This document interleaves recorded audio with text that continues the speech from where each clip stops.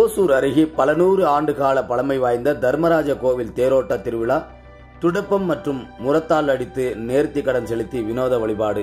கிருஷ்ணகிரி மாவட்டம் ஓசூர் அருகே டி கொத்தப்பள்ளி கிராமத்தில் சுமார் 400 ஆண்டு காலமாக பழமை வாய்ந்த தர்மராஜ சுவாமி திருக்கோவில் அமைந்துள்ளது. இங்கு ஆண்டுதோறும் நடக்கும் தேர் திருவிழா 10 நாட்கள் தொடர்ந்து பல்வேறு பூஜைகளுடன் வெகு விமரிசையாக நடைபெறுவது வழக்கம். வசப்புரம் கூட்டூர் கிராமம் முதல் டி கொத்தப்பள்ளி கிராமம் வரை உள்ள 27 கிராம மக்கள் ஒன்று கூடி தேர் இழுத்து வழிபாடு. அந்த வகையில் 385வது ஆண்டாக திருத்தேரோட்டம் வெகு விமரிசையாக நடைபெற்று வருகிறது.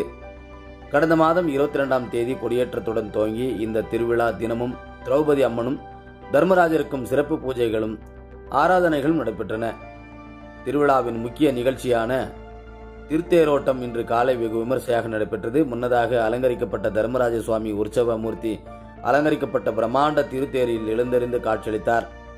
இதனைத் தொடர்ந்து ஆயிரக்கணக்கான பக்தர்கள் திருத்தேரின் வடம் பிடித்து இழுத்து சுவாமி தரிசனம் செய்து வழிபட்டனர். இதனைத் தொடர்ந்து 10 நாட்களும் உணவின்றி விரதம் இருக்கும் இக்கோவிலின் பூசாரி மீது தர்மராஜ சுவாமி இறங்கி வந்து அருள் பளித்து ஆசிர்வதிக்கும் விதமாக பக்தர்கள் மீது துடப்பம் மற்றும் முரத்தால் அடித்து அருள் கூறுகின்றனர்.